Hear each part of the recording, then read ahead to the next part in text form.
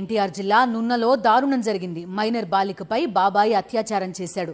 7వ తరగతి విద్యార్థినిపై బాబాయి అత్యాచారం చేశాడు. బాలిక తల్లిదండ్రులు 6 ఏళ్ల క్రితం మృతి చెందారు. అప్పటి నుంచి పిన్ని బాబాయి దగ్గర బాలిక నివాసం ఉంటోంది. అనారోగ్యంతో ఉన్న బాలికకు వైద్య పరీక్షలు నిర్వహించారు. బాలిక గర్భం దాల్చిందని వైద్యులు తెలిపారు. బాబాయి అత్యాచారం చేశాడని బాధితురాలు పిఎస్లో ఫిర్యాదు చేయడంతో పోక్సో చట్టం కింద పోలీసులు కేసు నమోదు చేశారు. పూర్తి డీటెయిల్స్ అందిస్తారు మా కరెస్పాండెంట్ నరేష్. నరేష్, చెప్పండి. చూస్తున్నాం, పోక్సో చట్టం కింద ఇతని పైన కేసు నమోదు చేసినట్టుగా తెలుస్తోంది.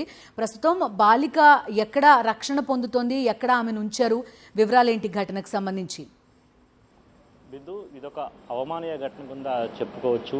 యావత్ సమాజం మొత్తం తలదించుకునే ఘటన విజయవాడ నగరంలో చోటు చేసుకుంది. ఈ ఘటన నున్నా పోలీస్ స్టేషన్ పరిధిలో చోటు చేసుకుంది. అయితే 6 ఏళ్ల క్రితం తనకు తల్లిదండ్రులు ఇద్దరు కూడా మరణించారు. అయితే తండ్రి తర్వాత తండ్రి లాంటి వ్యక్తి బాబాయే అతని వద్దే ఆమె ఆశ్రయం పొందుతుంది. బాబాయి పిన్ని వద్ద 7 ఏళ్ల నుంచి కూడా ఉంటున్న పరిస్థితి నెలకొంది. ఎలాంటి తరుణంలో 7వ తరగతి చదువుతున్న ఆ మైనర్ బాలికపై ఆ బాబాయి అత్యంత దారుణంగా కూడా అత్యాచారానికి ఒడిగట్టాడు. ఈ తరుణంలోనే ఈ మధ్య కాలంలో ఆ బాలికకు కొంత అనారోగ్యం క్షీణించడంతో ఆమెను ఆసుపత్రికి తీసుకుని వెళ్ళారు. ఆసుపత్రికి తీసుకెళ్లిన తర్వాత వైద్యులు ఆమెకి వైద్యం చేయగా అసలు విషయం బయటపడింది. ఆమె గర్భవతిగా తెలిసింది. అయితే ఒక మైనర్ బాలిక 7వ తరగతి చదువుతున్న బాలిక బాబాయ్ చేతిలో అత్యంత దారుణంగా అత్యాచారానికి గురవడం ఇప్పుడు వెలుగు చూసింది. ఈ ఘటనకు సంబంధించి వైద్యులు వెంటనే పోలీసులు సమాచారం ఇవ్వడంతో సంఘటనా స్థలానికి చేరుకుని పోలీసులు దర్యాప్తు చేశారు. అదేవిధంగా బాలిక దగ్గర నుంచి స్టేట్మెంట్ రికార్డ్ చేసినట్టుగా తెలుస్తుంది. ఈ తరుణంలోనే బాలిక ఇచ్చిన ఫిర్యాదు మేరకు బాబాయ్పై కేసు నమోదు చేశారు.